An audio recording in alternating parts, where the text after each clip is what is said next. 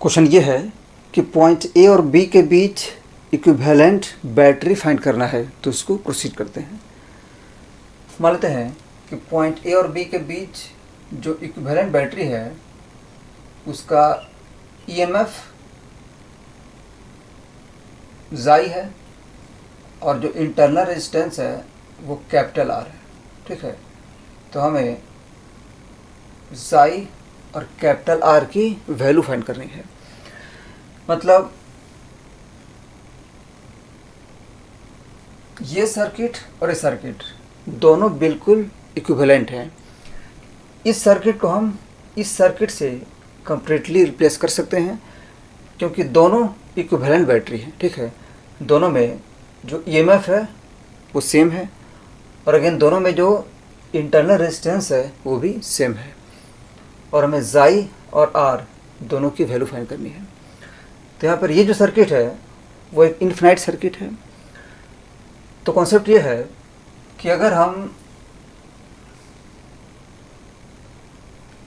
Point सी और point D पर इस सर्किट को कट करें और जो लेफ्ट पोर्शन है ये वाला उसको हटा दें, उस केस में भी जो सर्किट है उसमें कोई चेंज नहीं आएगा। ठीक है, क्योंकि जो सर्किट है वो इन्फिनिटली लॉन्ग है। ठीक है, तो अगर हम इतने पार्ट को हटा दें तो भी जो सर्किट है वो सेम रहेगा। ठीक है, मतलब है कि अगर हम ए बी से देखें या सी डी से देखें, दोनों ही केस में जो इक्विवेलेंट बैटरी है वो यही होगा। ठीक है, तो हम क्या करते हैं कि पॉइंट सी और पॉइंट डी पे कट करके ये जो पार्ट है उसका इक्विवेलेंट इसको पुट करते हैं। ठीक है, तो इस तरह से ये जो सर्किट है वो कुछ इस तरह से हो जाएगा।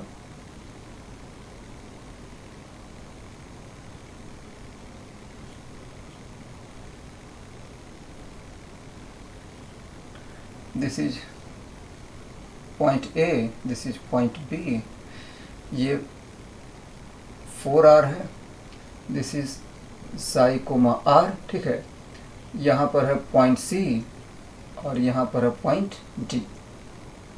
ठीक है, तो हमने पॉइंट सी और पॉइंट डी पे कट किया है और ये जो पोर्शन है उसको हम इससे रिप्लेस कर रहे हैं। ठीक है, क्योंकि दोनों बिल्कुल इक्विवेलेंट हैं, तो इसको रिप्लेस करते हैं। ये हो जाएगा जाई और इसका जो इंटरनल रेजिस्टेंस है वो है capital R.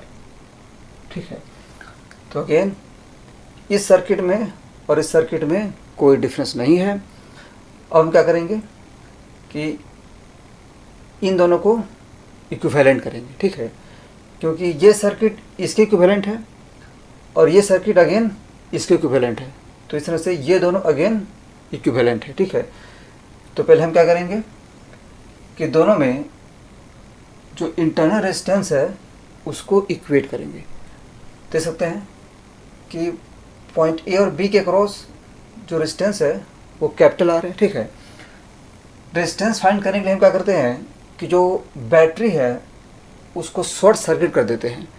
This is by Thevenin's theorem. ठीक है, तो अगर हम बैटरी को शॉर्ट कर दें हम देख सकते हैं कि पॉइंट ए और बी के क्रॉस जो रेजिस्टेंस है वो कैपिटल आर हो जाएगा। ठीक है, so we have capital R equal to, again यहाँ भी जितनी ही बैटरी है सबको शॉर्ट करना होगा। ठीक है, तो अगर हम बैटरी को शॉर्ट कर दें तो उस केस में स्मॉल आर और कैपिटल आर ये दोनों पैरेलल में आ जाएंगे और जो 4R है वो सीरीज में आ जाएगा। ठीक है, तो इस तरह से पॉइंट ए और पॉइंट बी के बीच जो नेट रेजिस्टेंस है वो हो जाएगा 4R plus small r capital R, parallel में है, ये हो जाएगा small r into capital R by small are plus capital R. ठीक है, तो इसको इवेलुएट कर लेते हैं। This imply that capital R into small are plus r square is equal to ये हो जाएगा 4r² plus 4 small r capital R plus small r capital R। ठीक है, तो ये दोनों cancel and this imply that r² minus 4 small r capital R minus 4 small r² equal to 0। ठीक है, so this imply that capital R is equal to, ये हो जाएगा minus b that is 4 small r plus minus root under b² that is 16r² minus minus plus 16r² whole divide by 2। ठीक है, this is 4 small r plus minus, ये हो जाएगा √2 into 4r divide by 2। तो यहाँ पर minus possible नहीं है, तो यहाँ पे प्लस हो जाएगा। So this imply that capital R is equal to 2 small r plus 2√2 small r that is 2 small r into 1 plus √2। ये आंसर हो गया। ठीक है, तो ये जो है वो इक्विवेलेंट बैटरी का इंटरनल रेजिस्टेंस हो गया। नेक्स्ट हमें जाई को फाइंड करना है। तो अगेन पॉइंट ए और पॉइंट बी के अक्रॉस जो ईएमएफ है वो जाई है इस सर्किट में, यहाँ भी सेम होना चाहिए। ठीक है, तो यहाँ पर जो करंट है वो कुछ इस तरह से फ्लो करेगा ऐसे करके। ठीक है, मान लेते हैं कि जो करंट है वो आई है, I we have I equal to, ये हो जाएगा जाई माइनस ई, जाई minus E by total resistance.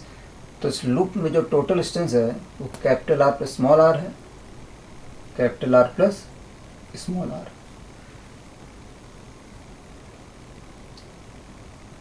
तो ये आई की वैल्यू हो गई और हमें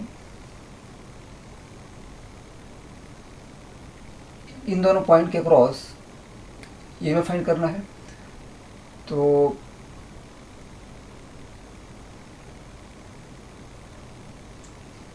पॉइंट बी का पोटेंशियल अगर 0 है तो इस पॉइंट का पोटेंशियल मान लेते हैं V।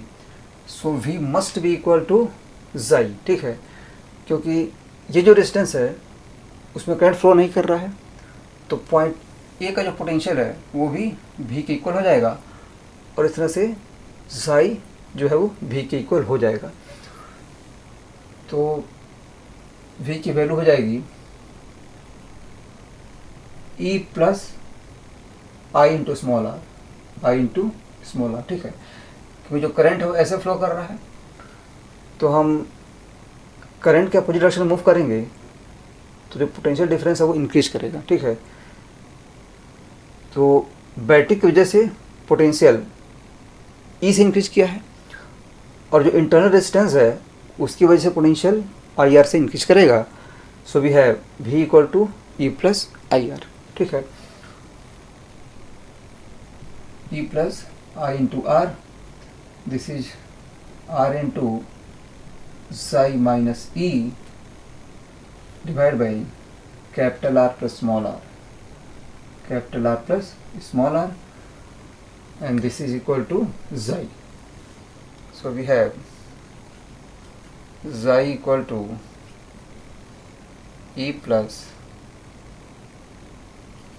small r into xi minus E by capital R plus small r.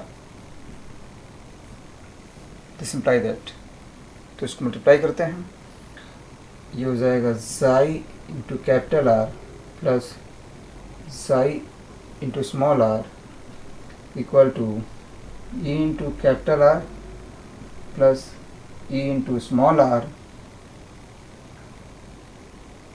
Plus xi into small R minus E into small R. ठीक है, तो ये दोनों कैंसिल, ये दोनों भी cancel, and this imply that xi equal to E. ठीक है, तो इस तरह से ये जो इक्विवेलेंट बैटरी है उसका जो ईएमएफ है वो ई के इक्वल होगा। ठीक है, और जिसका इंटरनल रेजिस्टेंस है कैपिटल आर वो 2R इंटू 1 प्लस √2 के इक्वल है। ठीक है, ये आंसर हो गया और इस तरह से ये सॉल्यूशन हो गया। Thank you.